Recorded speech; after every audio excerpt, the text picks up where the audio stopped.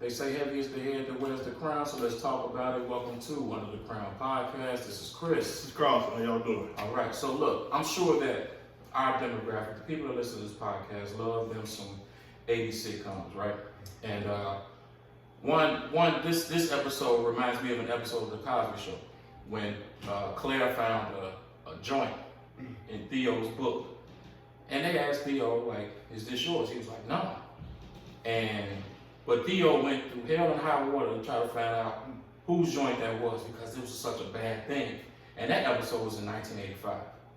And during that time, we had Nancy Reagan with the war on drugs, Say No to Drugs, and DARE. Now here we are in 2020, and now recreational marijuana is legal in 11 states in the union. It's legal in 11 states in the union. And I love episodes like this because Carlton and I can talk about it, but it's great to have someone that come in and give us some insight on certain things. And this brother that we have with us is a speaker, he's an author, and he's a CEO of a financial planning and consulting firm, CWI Money. We have with us Brian Johnson. What's going on, bro? Hey, what's going on? Pleasure to be here. Thank you for coming. Absolutely, absolutely. So, Brian, as a personal finance educator, what does your job entail? What does my job entail? That's a good question. So, most individuals, when we think about our finances, we think about financial planners or financial advisors who will give you advice or direction on purchasing stocks and bonds and things of that nature. So, to give you a little bit of backdrop, the difference between a financial advisor and someone, a personal finance educator, I take a little bit more hand-holding approach to actually financial education. So not only do I give advice on what you should do and the best approach, but we also take that hand-holding and we give that support and we provide that guidance as well.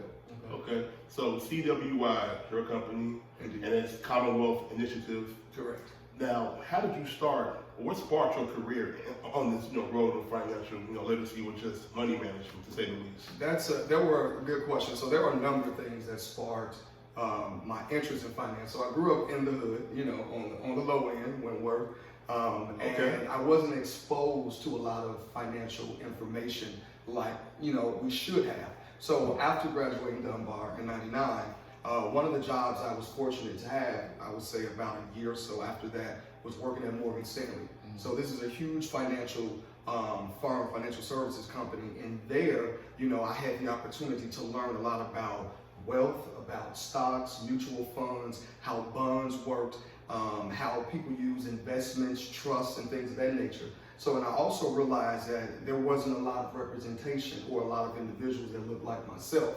So here it is, I'm young, consuming all this information, this wealth of knowledge, and I'm living in poverty in essence, and I'm like, okay, I'm seeing these individuals investing, what can I learn and how can I change my life?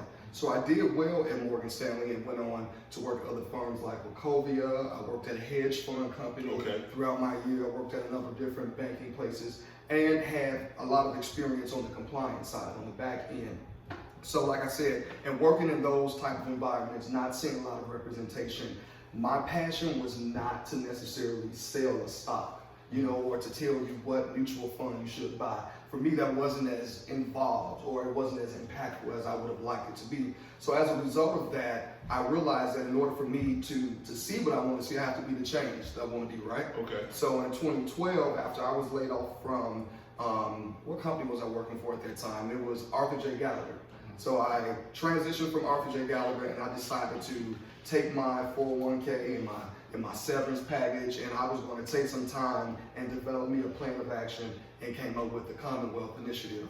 And essentially the Commonwealth Initiative is a financial services company, and we help individuals obtain or reach their financial goals, solve problems financially, and we do it through coaching services, as well as a number of other different options that we provide to help people maintain financial wellness. Now, as our viewers know, we're from, all of us actually, we're from the state of Illinois, live in Chicago. Yeah. And recreational marijuana just became legal January 1st, 2020. So with your initiative and everything, trying to help us understand things financially, we now know that this marijuana thing is a huge pot. Absolutely. And we as African Americans have to figure out how to benefit from it. So why is educating the community about the cannabis industry important to you? That's another good question. I think the same reason why understanding how to manage your finances is important. I think there are a number of different misconceptions about investing in the cannabis industry. I think there may not be enough knowledge, or we may not be aware of the opportunities that are out there. So it's really important.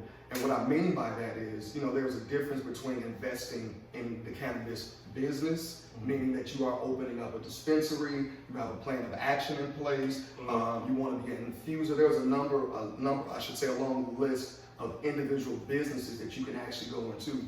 However, what we may not understand is that if you don't, or have some type of moralistic reason why you don't want to open a dispensary or anything of that nature and take advantage of this huge boom, you can also invest stocks that are specifically geared towards, or their specific mission of the company is cannabis. So you may not be able to have several $1,000s to open up this place, but you may have $5, $10, $15, $20 that you can start investing, and you can invest in a cannabis stock or an exchange traded fund.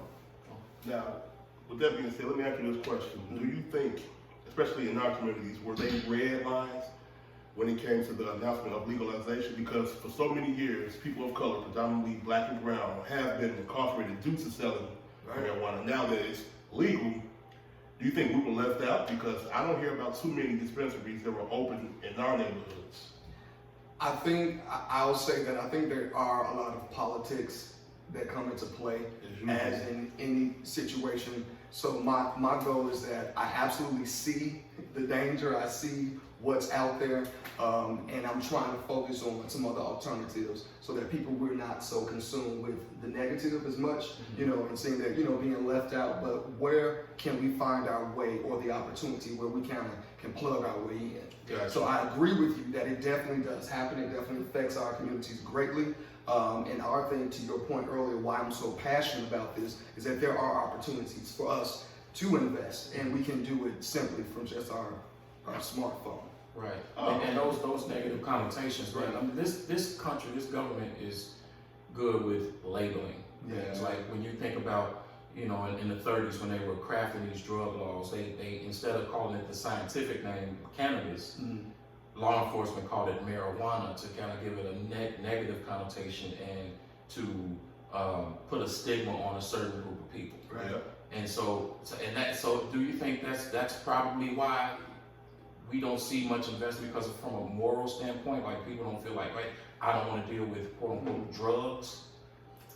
You're gonna get me in trouble with that one. So, so in a part of my company, we have an online community, right, where we focus primarily on business or finance.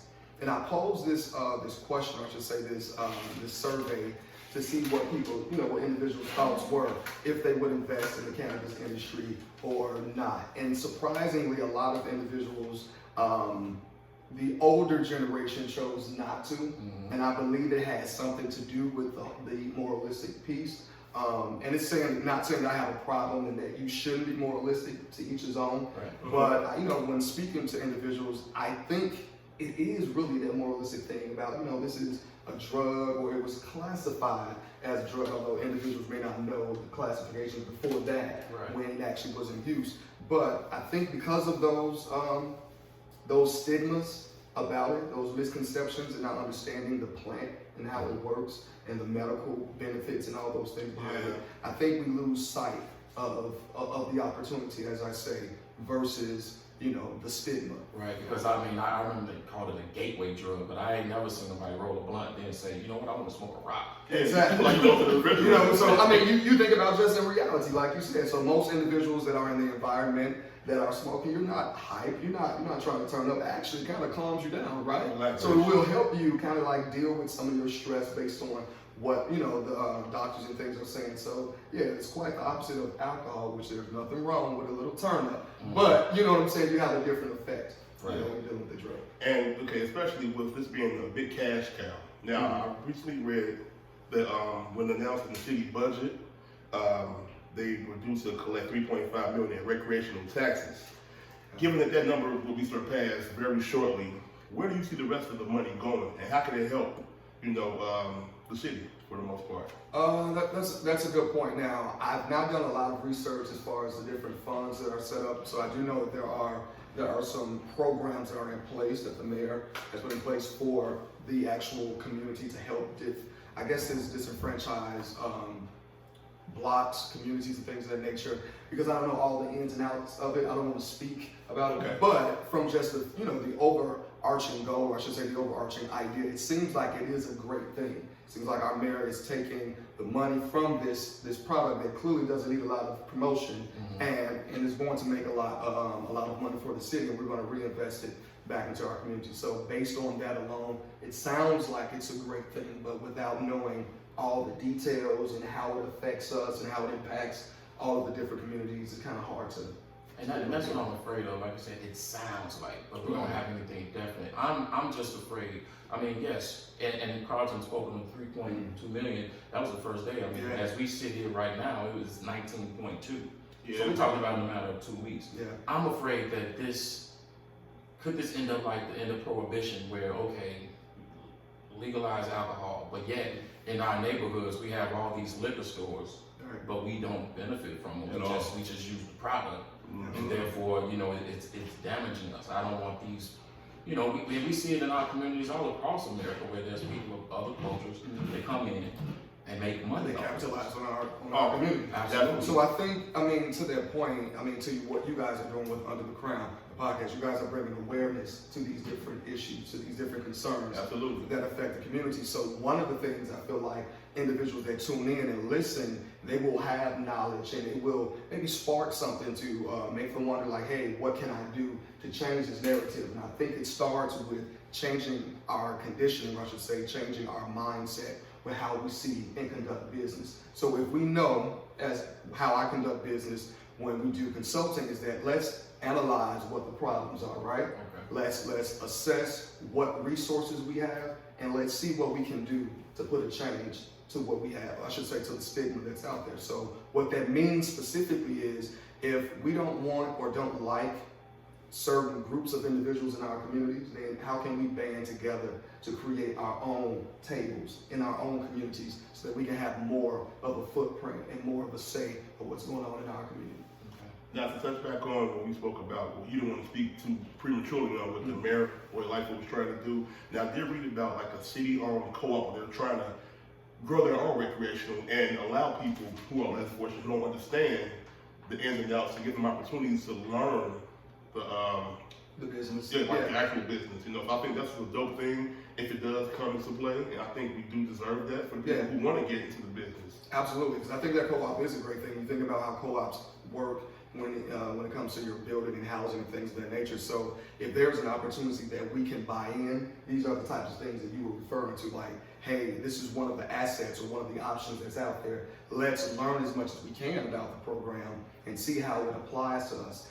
We can even, maybe you guys may want to unpack that a little bit later, like what are all the ins and outs of the program. We can talk about that and see how we really can push this information and help us change the narrative. What are some initiatives out there where people can learn about this industry?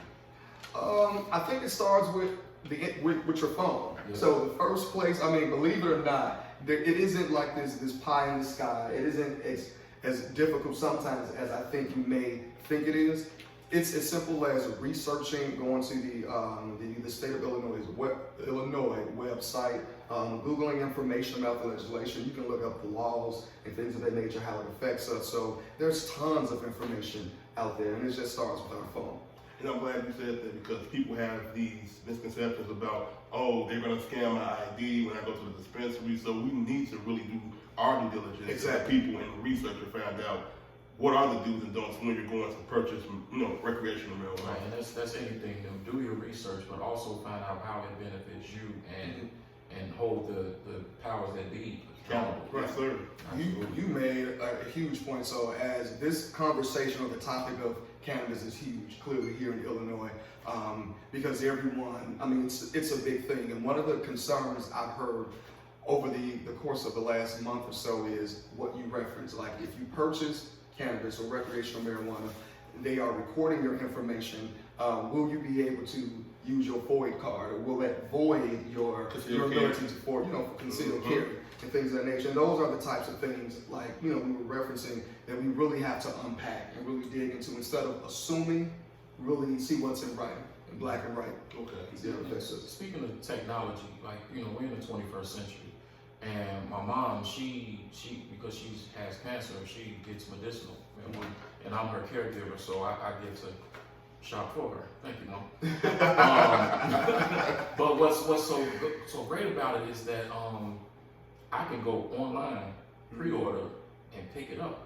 So that lets me know too that there has to be some online tools that we can use to invest in this industry. Are there any like apps out there, or because I know you can use like Acorn for stocks or Absolutely. So I don't know the specific the apps that are out there, and I think they are generally targeted to those that are under for medical marijuana at the moment. But the point that you're making, which leads back to another opportunity for investment, another opportunity or business route. So to create some actual apps that will be specific for individuals in the cannabis industry. And that's one of the things that I really like to stress, is that we can also take this tool and really be creative with our business ventures. So we may not have money to go into a dispensary, but there may be edibles. You have to go through all of the qualifications and things of that nature, but we can really put a spin, put our culture, our creativity on it, and do something great. Yeah, this is definitely a time for innovation. Right. You know what I mean? And be creative. And like I said, I go to this dispensary and pick up stuff, man. It's just like a store, and there's so many other products. So you got to think about it. It's not just about weed. It's the packaging. It's the edibles. Absolutely. The utensils used to smoke out of it. So there's so many things that people can get involved in. Right. That you can make money from this. Absolutely. I mean, we talk about creativity, right? So I'm not, approving or endorsing smoking or not, but I'm just saying, hypothetically, follow with me. Picture it, 1963. So if we are, we're thinking about we're in this movement now with cannabis, and we're thinking about creativity and different businesses that we can create. You think about what type of inventions you can come up with as a result. I don't know any electric blunt rollers, because most individuals that consume cannabis, most individuals that consume cannabis, this is what I was thinking about from a creative standpoint. They have to roll the blunt. So what if there was an actual device that we create, right? We figure it out. This is a box system. This is from creativity, from the actual business aspect. And this actual machine, that's small, you can put your actual, your swishers and your Dutch masters or whatever it is that you use inside this bad boy, and you sit them, you sit them in there, and this actual machine is going to take your blunt, is going to cut it, is going to empty out the actual stuff, it's going to actually send a mist across the actual wrapping paper so that the actual weed sticks to it. And of course you put your own weed in the top of it or what have you. It's going to grind it and essentially roll the blunt for you. So after it grinds, it actually brings the actual blunt down. So after it comes through and it's emptying the information, emptying the contents, the weed is sprinkled, and you can choose maybe your size of blunt, and then it will literally roll. I'm sure there's a mechanism that rolls that bad boy. I'm sorry to cut you off. Have you patented this? I have not. So this is exclusive on Under the Crown. So now, indeed, so now after you do that, some people have a preference for their blunts after they're rolled for them to be slightly heated. So you might want to have that last compartment after it's rolled or what have you. It comes down. It's like a little light warming of the blunt, and then boom, voila. So my whole thought was like, hey, you have a party and it's a turn up, and people are having this cannabis celebration. Folks get tired of rolling. People get tired of breaking down things. Not saying from experience. I'm just saying, like, let's make things easier. So, if you got a system going on, I can just load my contents and, and this machine actually rolls it. I think that would be awesome. We just need to figure out how to make that happen. Yeah, Carlton gonna come out with a strand. Mustard and turnip greens. But to speak about that, they do have a small little device for the top paper. Like the joint roller. That's like, all right, that's old school. That's mechanical though. You got to sit there, put the paper in, all the extra stuff. I want to set it and forget it. Load the machine and let it go. All right, man, you better be quiet. You recently had a webinar discussing like the investments of dealing with the cannabis industry, can you speak about some things that were brought up in that webinar? Yeah, absolutely. So at the CWI Exchange, we're an online community where we have webinars basically twice a month. One geared towards business, the other geared towards finance. So the one that we had on cannabis, we talked about the laws and some of the legislative changes that happen that affects the industry. I should say that affects our state. We went into some of that background information, but then I also went into explaining, like I referenced earlier, the difference between the business of cannabis, like what we were referencing, dispensaries and so forth, and then investing. And what I also did was I wanted individuals to understand how easy it is to invest. So literally listening to this podcast, at the end of the podcast, you can become an investor. If you have apps like Cash App, people don't realize, we all use Cash App, right? Yeah. I'm gonna send you a few dollars. Do you know now that you can actually invest with your Cash App, the actual app itself?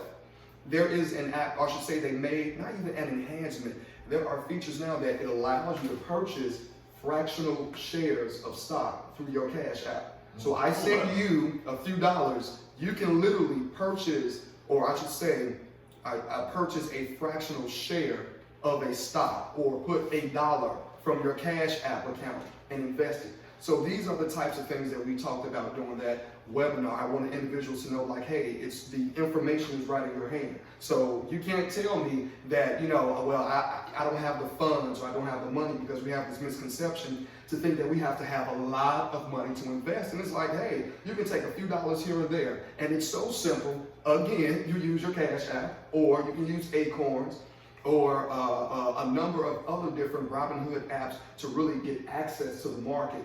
The great thing that happens, and what we spoke about during our the CWI Exchange sessions, was that not only has the market changed and the financial services industry has changed to make it easier for us to invest, but a lot of these companies that we purchase stocks through, the minimums have decreased. So they went from maybe, for example, TD Ameritrade, which is a discount broker, a place that you can go online, tdameritrade.com, and literally open up an account. Now it's so simple where the minimum has been reduced. You can open the account for little or nothing. The other thing, now a lot of changes have happened where they removed the commissions on purchasing stocks. Generally, back in the day when I was in the financial services industry and at Morgan Stanley, you had to pay for every stock transaction. You purchase, you sell, there's a commission that had to be paid. Now with technology and the financial services industry and the different technological advances out there, we really have access directly without a commission. It takes out the middleman. Exactly. Right. Now, of course, there are some different pros and cons to that, but you think about it, you don't have a minimum, you can use the app that's on your phone, you can purchase stock, and the game changer is you can purchase fractional shares. When you think about fractional investing, you think about a company that's one whole company. Generally, you buy a stock. Say, for instance, Under the Crown is a brand, and this stock trades for $50 a share on the market. Well, I may not have $50. And like we just referenced with the Cash App, I may have $1. And I want to still purchase and be an owner of that. So these types of apps like Cash App and some of Robinhood, they allow fractional investing where you can purchase or use whatever few dollars you have to get you a portion of a stock or of a company and be an owner. Just like in the hood, weed, you can buy a nick, a dime, a dub, Or you can. So I heard. Exactly. You can figure out, you can think outside the box. I spoke about an invention. What about other investment strategies? People who smoke, they got to roll the ring. They roll. So Dutch Masters is that they're a company who owns them.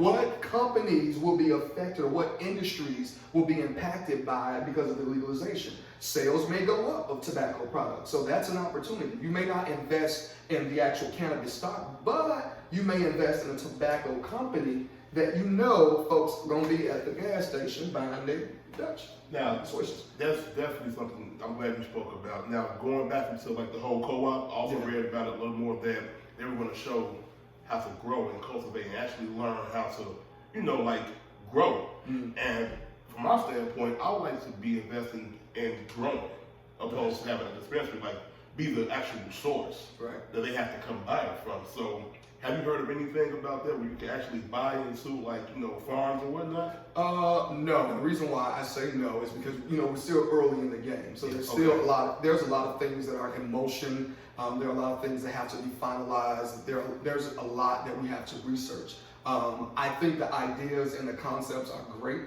It's just a matter of us putting a plan on it. So no matter what we do or what have you, we have to have a plan. So if you want to be a grower, then we need to understand what that requirement is. Is there an application fee for that? Do you have to have space? What requirements are, and put the plan so that we can actually get that happening. Yeah, and this is great. For our individual standpoint, I just want government to play their part because I saw that by this summer in Illinois, the tax on marijuana will be almost 41%. Yeah. And that's great. We do need to create streams of revenue to do, but okay, I don't want to hear about schools closing anymore. Right. I don't want to hear about crumbling bridges. I don't want to hear about potholes. Mhm. I don't want to tell me that my property tax may go up. Yeah. You know what I mean? So this is great. I'm just hoping that government does their part, and that's on us as citizens to make sure that in these 11 states that does have, that the government does their part in making sure that the people benefit, especially underserved communities. Exactly. And we do have a number of different states that we can look to as a blueprint, Colorado and other places. So I definitely like what you said. It's about accountability, making sure that we know what's going on in our communities, and ensuring that those allocated resources for our communities are really being actually used for benefit. That's major right there. Because even though federally it's still looked at as an illegal drug, and of course the banks are federally ran, the money has to go somewhere. So it's kind of like, okay, how are we going to trickle back down to us to help in the cities, most definitely, that's feeling the wrath of it. Absolutely. And like I said, it's always, I look at everything from a positive standpoint. This is a great season to do research. This is a great podcast that, that's talking about this issue. And now in the state of Illinois, there were a certain limit of licenses that were issued. So a lot. Yeah. But now this is the opportunity. Hey, it's not necessarily the greatest thing to have a lottery scenario, but we can now take a step back and, like I said, put together our plan of action and find out what we need to do, how much money we need to come up with. Some of these applications to be an infuser and various different elements were $5,000 and things of that nature. So, we can sit and determine like, hey, I got 5 or I have 3. You may have, I'm gonna have an insurance claim if I let this break, but you may have a few dollars or what have you to put in and see how we can kind of galvanize that money and link it together and invest as a community or as a group. I know you're an optimist, and we use the word co-op and group and all that stuff, but do you really feel that we can actually do that in our community? Whoa, I just knew that you were gonna drop one of those. All right, so we're gonna shift from the resources or the opportunities to now we're dealing with our mindset. Absolutely. So if we're looking about the mindset, there are a number of different elements, I think, or issues that affect our community. And I'm not sure, based on my experience, and I'm only 39, I'm not sure there's going to be this unified, we shall overcome type of thing. But what I do see an opportunity is there are individuals like yourself and brothers like you who are really about building your family and passing on legacies. We are going to get our things together and we link up with other brothers and we do things within our communities. I don't see that there's going to be this big push, and this is just my opinion, and it may sound a little pessimistic, but it's not going to, no one in the dominant society, if you feel like we are, as a community, African Americans are disenfranchised, I don't think the individual that's holding us down is going to give you the roadmap for you to have some freedom. So I think it's going to take some onus on what we're doing and how we're moving. And oftentimes we look about on a large scale what we can do to galvanize. But I really think we need to start with our families and at home. So if we get our families together, and what that looks like for me is, so it's important to leave a legacy for my family, my son, my grandkids and things of that nature, future grandkids or what have you. So what I needed to do was realize and take a step back and look at the game of life that's played and see what affects us and what I can do to make sure I put a plan in place to make and leave a better place for my family. That means protecting my legacy. We talk about a legacy. How do you even create one? Me, I choose to use a trust system for my legacy. We all know that a trust can continue on, it can live on, things of that nature. And the research that I've done is that most of these real successful families, you know, the Rockefellers, well, not even the Rothschilds, but the DuPonts and all these other ruling families, they keep their families together and they operate as a family. And they operate under some type of family trust system. So working in finance and working in compliance, I'm looking at all these different tools and financial assets and I should say financial tools that are used. And I'm like, hey, these are the types of things that in our community we don't talk about. If we in our community knew more about how to pass on your wealth, because the Bible even says that children, you're supposed to store up, or I should say pass on wealth to your children's children. Irrespective of what your faith is, that's what we are supposed to do as men. So I think to the point, if we take control as a family and we get our systems in place and making sure that we provide an education, we're setting up a future that, you know, our kids don't have to start from scratch. That's going to happen. And then we link up with other brothers that's doing the same thing and we partnership and we do business together. And then that ends up, that it kind of connects and it sets like this tone and it sets the, I would almost say the template for other people who's following up under us to do. Because people see what you guys doing. Yeah. I'm inspired when I watch the podcast and the topics that you guys talk about. The young lady you just had here talking about insurance and the importance of trust. This is the type of stuff that's going to help us as a community really get to that next level. And it starts with us and within our families. All right. I like that, man. Going back to what my brother Chris said, and for so many years, people have been incarcerated due to peddling marijuana. And now people are like, oh, now it's legal. So I do like the pardons and everything, but it does come back to how can we use this to our advantage to learn the game and make it work for us. I'm curious to know how many total convictions were there. So I know there's this number that we hear that pardons, you know, they're going to pardon this person. But I'm like, how many convictions were there so I can have a accurate, you know, I wasn't huge, you know, in math back in the day, but I like statistics now. So like, how does that really affect us? But yeah, to your point, you know, absolutely. Yeah, just think about the federal prison system. I mean, and think about just our mindset as black people. I mean, we ain't blowing up government buildings or nothing like that. So I think the majority of the people that are incarcerated in those prisons is probably drug related. Right. Petty shit. It's like, come on, man, they didn't kill nobody. Right. You know what I'm saying? But that's like, come on now. So let's. I just want government to play their part to make this right. Government definitely has a role and responsibility. I like also looking at some creative things that we can do within our community. So if a brother like you that's in business and we get together and our companies and our businesses are making money, we can take a portion of our profit, be it 5%, 2%, and that can go towards some type of fund or a super PAC or some type of tool or political action, something that we can use to kind of hold our elected officials accountable. We can use these funds to help individuals that were wrongly convicted. So as much as the government has to be held accountable, I also think there's an opportunity in addition to them where we can actually step up and fill the gap. And it's definitely going to start with us. I mean, I know I mention government a lot, but the system is the system. Yeah, exactly. You know what I mean? And it's like, it's just frustrating as a voter, as a citizen, as a person that's trying to start a legacy to know that there's an entity in place that puts things in place where my kids can't succeed, or there's just different obstacles. You know what I mean? When it should just be so easy, but it's not. But like you said, that's on us to make that happen, man. And to use a tool such as cannabis, like I said, marijuana was that negative connotation. So I'm going to use the scientific to use that tool, this product, this herb from the earth, and say, hey, let's build a legacy from it. I'm all for it.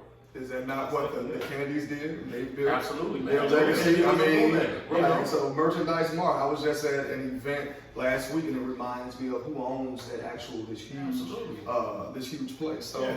I mean, hey, we got to take what we have within the law and be creative, add our spin on it, and make it do what it do. So if we were demonized, or if we suffer negatively as a result of cannabis, now let's take control while it's legalized and use our creativity and create some amazing companies and some creative ideas to roll your weed to make things easier, for the process. So hey, it's time for us to shine. That might be a patent. A lot of these cats got herpes, man. You don't know what they be. See, there you go. We gonna put something in the system and it's gonna make sure it's sterilized and help, and solve problems. Man, it's all what it's about, solving problems. And all we were doing with this episode was just trying to, give out some information and people due diligence and research. Right. Because everybody's happy. I can smoke my weed and this, but there are so many layers to this whole cannabis business. Right. Way bigger than just getting high, So here under the ground, we always talk about bringing it back to the family. And I'm glad we spoke about generational wealth and bridging that gap, and we have opportunity now. Get on the ground floor and don't be deterred from what they say, you can't do this. We always find a way, and don't be discouraged at all, people. That's all we're trying to say. Absolutely. It's showing us as people that we put our minds to it, we can do anything. We just gotta, get out that mindset where everyone has to be in the forefront. If we do this together, oh my God, man, we're so mighty, man. That used to frustrate me, man, so much. And I try to stay away from the negative talk because it really used to take me to another place. And to that point, I'll share a brief story. Back in the day, I used to a group of gentlemen that I used to hang around. We always hung out, we always had a good time, but we never really did anything with business. And when we were younger, folk always say hey, it's hard to get young black men, 22, 23, 24, to form an investment group and an investment club. And even though people said it wouldn't work, the fact that we actually persevered and we actually brought it to speed, meaning we actually formed a partnership, a legal partnership. We opened up a bank account. We opened up a brokerage account and we invested our money together and pooled our assets together. I mean, that was a mind shift, because we went from me with my few hundreds to these individuals. We all compiling our money. We have thousands of dollars and we're purchasing large blocks and shares of stock and we're investing in things of that nature. And to see everyone in their own individual their role. And it's not always about competition. It's about synergy, bro. So my thing might be that my thing is, finance, and I'm gonna figure out how to make this work from a financial standpoint and how to make sure that we passing on wealth the right way. Another person may be a beast when it comes to the insurance products, or someone who can actually is amazing when it comes to accounting and making sure they know all the tax laws. When we work together and we pull together in a synergetic way, and that makes for something that's just God-like. It's heavenly when we come together. I've seen that, and when I see brothers and I see individuals in our community, I always say that, it can't be done. You know what I'm saying? They'll put out those different reasons why, and I'm like, bro, we've done this, and we were in our 20s. And when black men and women work together, it's insane. Absolutely. Yeah.